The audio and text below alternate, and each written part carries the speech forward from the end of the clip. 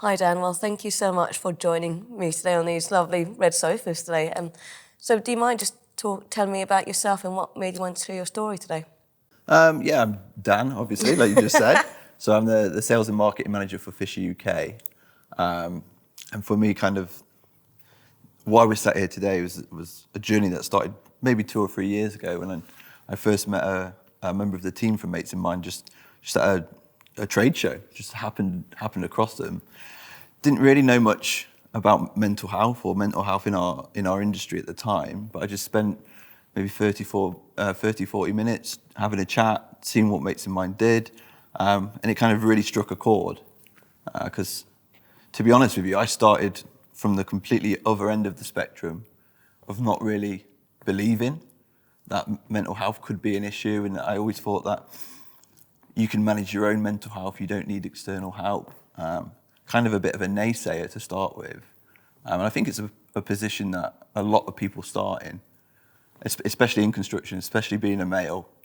And kind of, yeah, from that conversation, it kind of turned my thought process round a bit. And I think that's why we're sat here today and why we've become so involved with Mates in Mind and with mental health support functions within the industry. I appreciate that, Dan. I think it's important to be honest. Because we speak to, people all the time and they do share that same experience that I didn't think it was a thing. But, we're here now or something's happened and we want to stop it. We want to prevent it from happening. So for you to have met us and to come forward to make someone, thank you for that. So in terms of the support you received from what did that journey look like from you once the event was over? Well, it started off just with conversations, really. So regular contact. Obviously, the platform that you guys provide is a really good starting point for any business that is trying to kind of add this to their toolkit, really.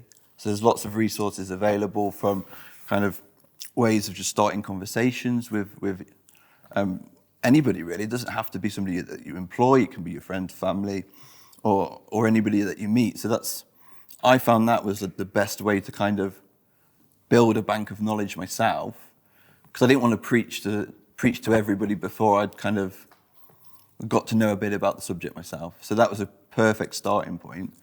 And then really it was just regular contact with yourselves, and then kind of you guys outlined a process that we should follow or could follow to improve our own internal mechanisms and our own internal network, and then in the future then maybe start trying to help others.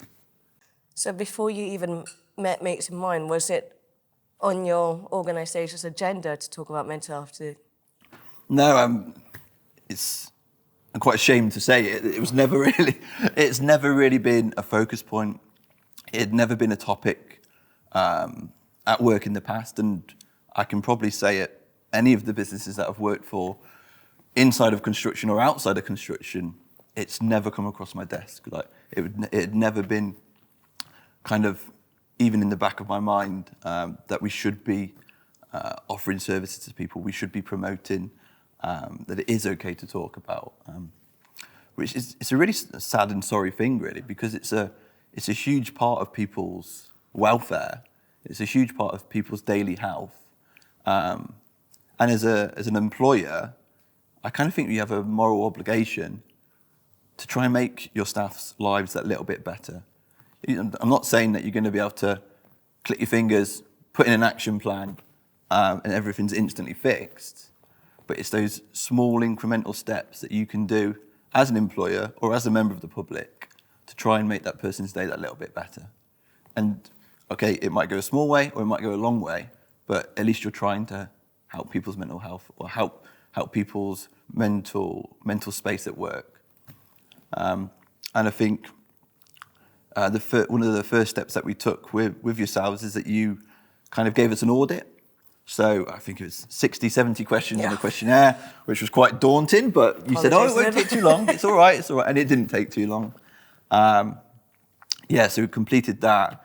And I think even before I got the audit report back, I knew it was going to be bad, because there were so many no's that I had to take. There were so many maybes, so many this is in our plan, but we don't action it.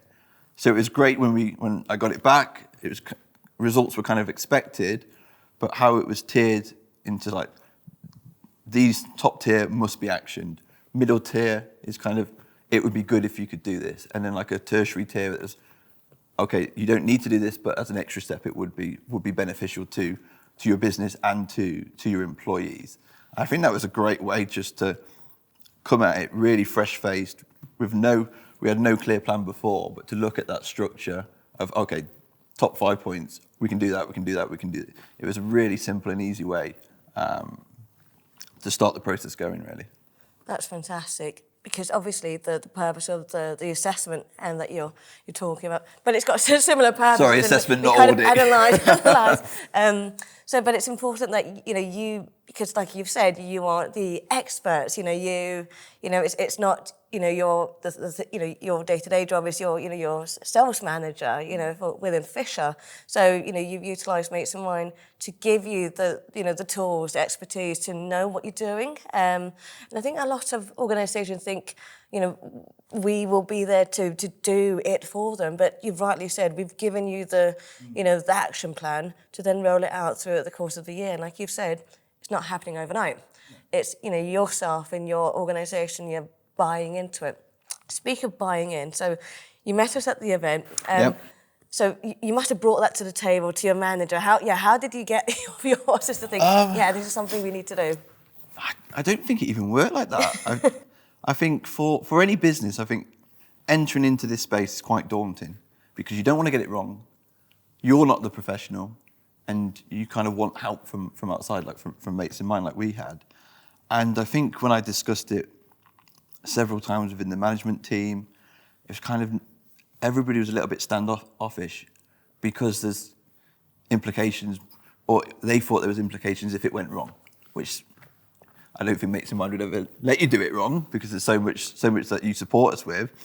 But it just takes that one person to say, put their hands up and say, no, this is what I'm going to do. I'm willing to spend the time. I'm willing to learn. I'm willing to train to make people's lives at work better, to try and help that one person that might step forward when they know that there's a process or that there's mechanisms to help. And in this case, it was me. So I kind of stepped forward and said, okay, I'll run with this project. But then what I found was that the more and more work that I did, the more and more people wanted to get involved. So then as they saw the good things happening, as they saw kind of like me talking about the things that I was doing or the things that I was doing with Mates in Mind, they began to show interest. Okay, I'd really like to go on that course. Oh, can you share that literature with me? Oh, can you give me the access to the Mates in Mind portal? And then from that, it just kind of started to snowball. And one of the great things that we did with you guys, we arranged some mental health first aid training. So then we had champions trained within the business.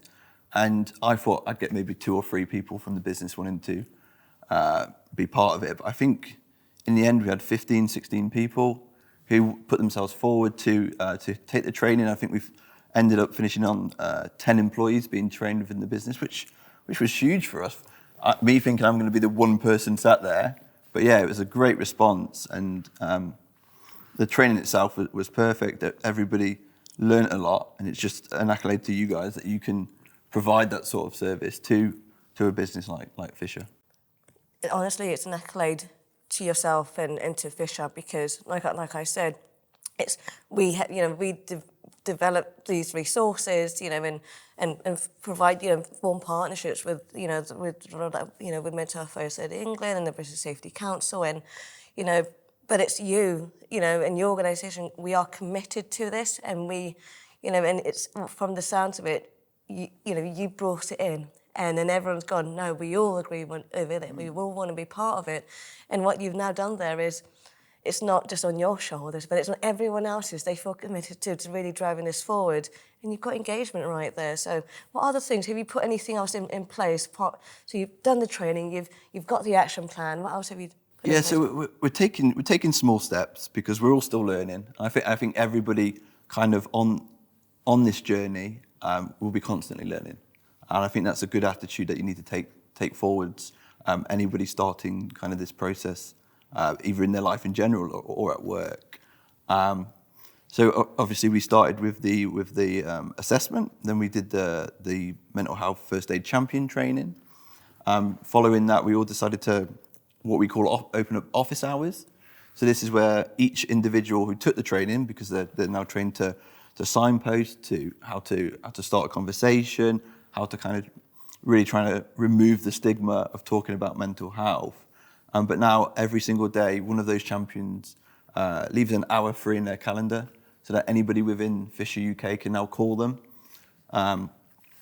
talk for as long as they like. They just know that's their time and their opportunity to open up. Obviously, I don't know how often it's used. Obviously, I do run my own hour, but it's all confidential information. We say to our staff, we will never share anything you tell us unless we think it's going to develop into a serious situation. And then, as per the training, then you have to start informing the correct people. But yeah, I think just with that one step, allowing people to have that point of contact has really helped. I can't say it's helped everybody's mental health, but it's definitely helped the feeling within inside Fischer and helped the morale. So people know that we're there to support them, we're there to help them. Because I think as an employer, a lot of times you lose sight of what your employees really need. And we discussed this within our management team. And even though it's not directly associated with the training that we did for the mental health champions, during like the World Wellbeing Week, we focused on like trying to improve people's life at work. So again, morale boosting, but it's a de-stressing activity. So even things like structured walks at lunchtime. So we allowed everybody to have an hour away from the desks on a structured walk with 2 mental health first aid champions, just out of the business, just like walk into town, have a conversation. And we found it was so well attended that now we do those every single week. So it's not just for World Wellbeing Week. Now it's a regular thing. Okay, you might talk to one person, you might talk to 5. It doesn't matter. The point is you're doing it and you're bringing that help to your employees. And then one other little thing from the World Wellbeing Week, we bought basketball hoops. I know it sounds daft, and it's just a little bit of fun in a car park, playing some sport, but it helps people release that tension. It helps people de-stress. And I think one of the things that I have learned from all your resources and from the training is that stress can be one of the biggest contributing factors to a decline in mental health. So if you can help your employees just de-stress for half an hour, play some crappy basketball because nobody's ever played it, it just makes people laugh. And that's kind of, they sound really small things, they're really inexpensive activities, so any business can do it. It might seem negligible to you, but to your team or to your staff, it really makes a difference. I love what you said there, inexpensive, because in your head you think we've not invested a lot of money on these activities because we've just put a hoof out. But in fact, what you're doing right there is you're offering different ways that someone can support and help their well-being and their mental health. So whether that's kicking a ball or whether that's shooting hoops, it's forming that kind of culture where they feel they can do something they feel comfortable in. And if it starts with shooting a hoop, then that's all they need to get that conversation going. And we found that worked better than putting posters up in the office. Like there's lots of posters that you can download from the Mates in Mind portal, which we do as well. But we found like the physical contact, the face-to-face was a lot better than just, okay, we've got a helpline number on a wall in the warehouse. Because then you don't have that time to talk, do you? You might read it, you might take a photo of it, you might use it later, or you might forget about it. But what you won't forget is that half an hour you spent with me playing basketball or walking down to town and having a 20-minute conversation. That is what really works, I think. Absolutely, and from the sounds of it, when you try and think, from all the work you've done to date with Mates in Mind, how do you measure that success? How do you know it's working? But from the sounds of it, I'll just start off. You've got more people attending and, going to the walks, being part of the activities, that for me, from our perspective, you've reached out, you've engaged, the level of engagement with your employees is high, it's out there, and they want to be part of it. And that's, for me, a success so far.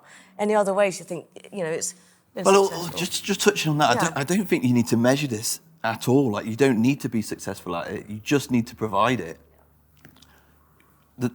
As a business, your employees do so much for you. They drive your business. They make your sales. They make everything work and make everything tick. To put things like this in place for them, you don't have to measure it. It should be a given. Like, it doesn't matter if their productivity goes up or if their productivity goes down. It shouldn't be, I'm putting in these support mechanisms for my team's mental health because I want them to work harder. It shouldn't be that. It should be, I'm putting these support mechanisms in because I want my staff to have a better work-life balance. I want them to have a better headspace, and I want them to know if they do have any mental health issues or decline in mental health, that we're there for them. I think that's more important than productivity any day. But some other things. So next, I think we're rolling out a wider course of the mental health first aid training. So it's a slightly different, slightly longer. I think more intense might be a bad word, but there's more to it than the first aid champion training.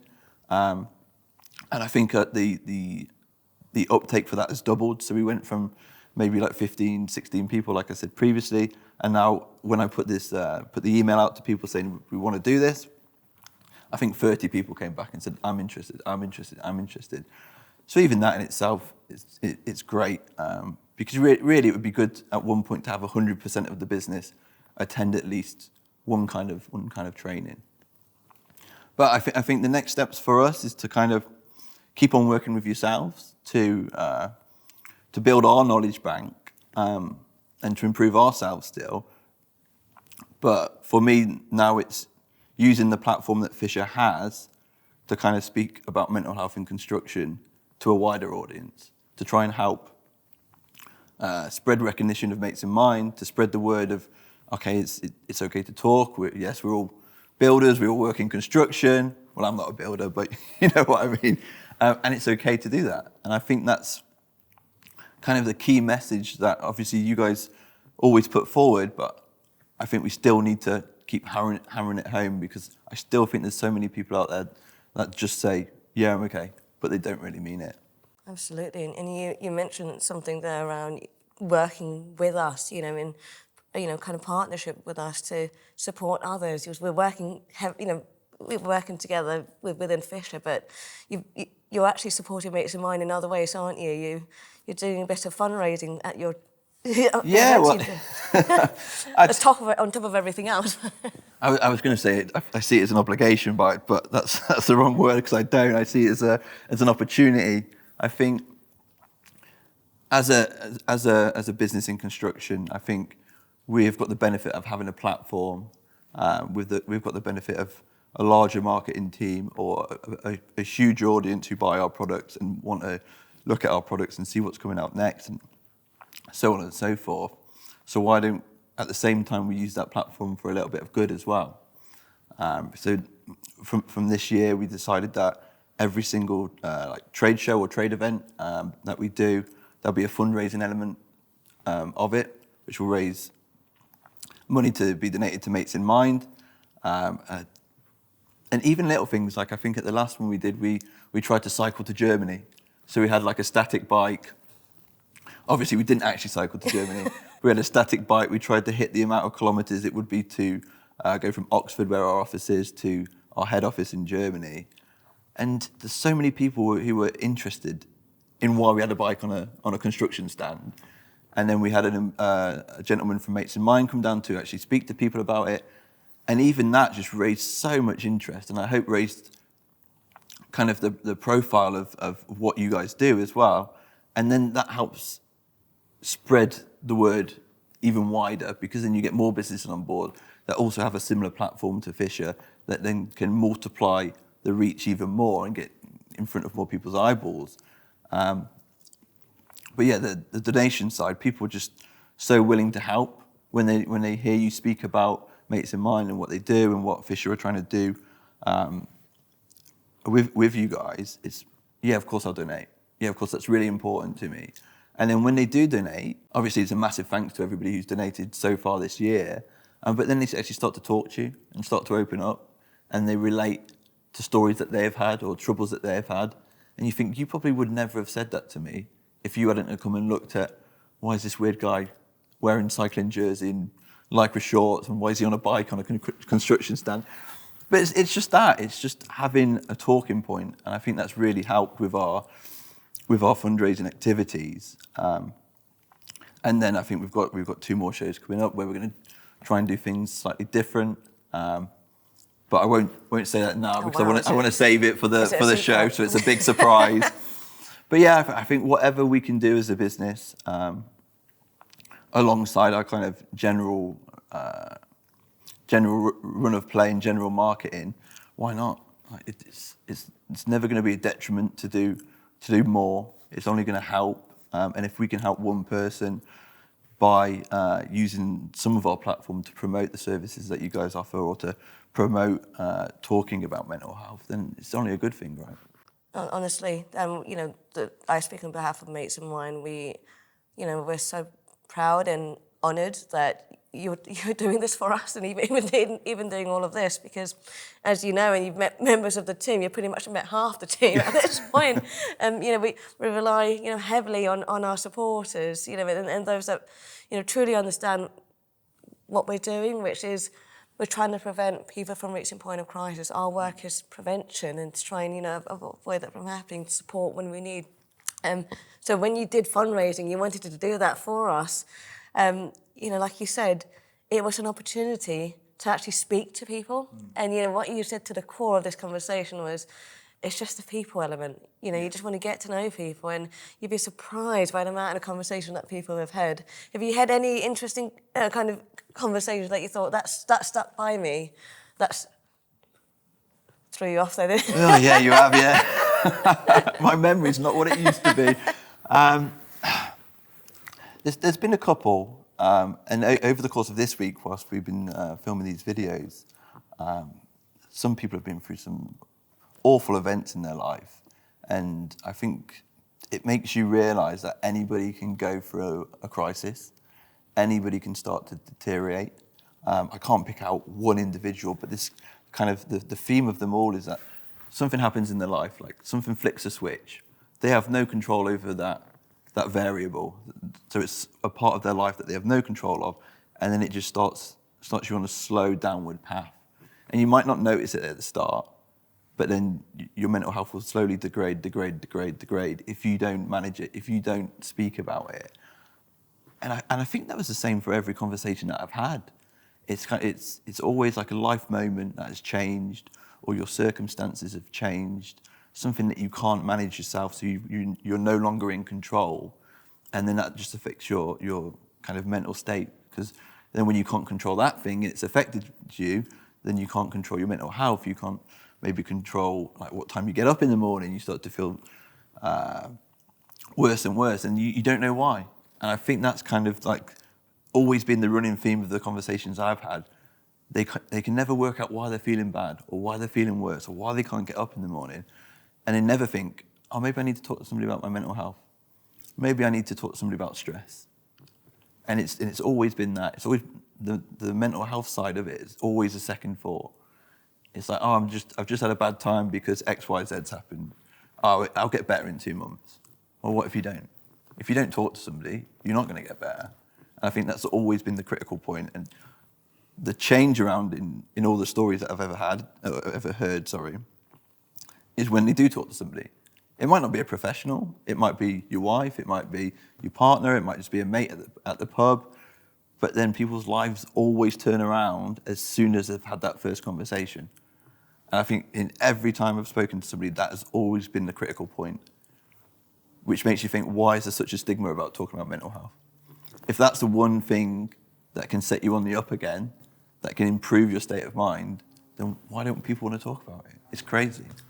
Absolutely. I think we touched in the previous other kind of videos about why people aren't talking, where it's, stigma and, the situation that they're in. I guess, so my question to you is, if you were to speak to another business right now, you were to meet at a trade show, and what would you say to them right now about how to take that first step to addressing mental health in their workplace? I'd say, like Fisher were, don't be scared that you're starting from nothing. Don't be scared to work with you guys. Don't be scared by your first assessment report. Okay, you might not be great, but you're starting. And as long as you're starting the process, you're doing well. You're improving your employees' morale. You're improving the structure and the mechanisms that you offer them. And even the tiniest little incremental steps will go a long way. And I think nobody's going to get it right first time, but that's why you guys are here, to support businesses, to kind of hold their hand along the way. And I think it's just that, just start, and don't be scared by it. It's not kind of a scary thing to do. It doesn't take up a lot of your time either. If you think, oh, I'd love to do that, but I'm a busy manager, I've got 2 teams that I'm looking after, this is going to take up all my... It doesn't. It's really easy. It can be as simple as you make it. It can be as complex as you make it as well, if you do have the time, which is great. But if you're pushing back on it because of time, it's just an excuse. You can always find time to implement these small mechanisms to make people's lives at work better and to improve their mental health state. So I think advice is jump in, 2-footed, speak to you guys, meet you at a trade show, ring you up, however you get in contact with them, just to start it is the biggest step of all.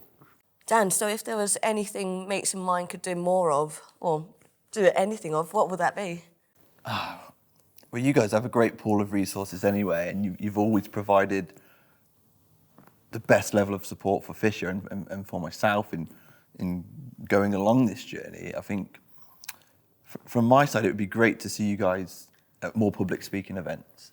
I think we were talking about trade shows before. There's a platform there to host maybe something like this, to talk to either me or to another business about their journey, and to maybe even talk to some of the people attending the trade show. They always have guest speakers there, and I think it'd be a perfect opportunity for Mates in Mind to build their reach even more. But not just that. I think like throughout this whole conversation, we've spoken about how the physical contact is important, how the face-to-face side of all the mechanisms that you have to help people is the most important, and of course talking. And I think if people would see that with you or your colleagues on a platform, on a stage, it might just help them to reach out a bit more. And when you talk so passionately about what you do, it might help. It might make other businesses switch on as well a little bit more, because they see you talk so well, they see you talk so passionately, and then maybe they see another business who's gone along these lines, and they think, oh, you know what? I actually really care about my team as well. I really care about how they're doing. I want to be able to help people, and it just clicks. And then they jump in, and then they start the process themselves, and then maybe they attend the next time you do a public speaking event, and it just rolls and rolls and rolls. I think it's a hard thing to get into, so it's no detriment to you guys, because you have to attend the trade show first. You have to put yourself forwards, and maybe it's not something that's come across before so easily. But I think it could be really powerful, even if it's just one member on a stage talking about what you guys do. It could really hit home to a lot of businesses and a lot of people. Absolutely. Well, we consider our supporters, everyone that we work with, as partners. So to do these events alongside you, and will they create the biggest impact. So please invite us to things, and we'll see if we can support you with that. So thank you so much for offering that. Our pleasure, of course. Thanks, Dan.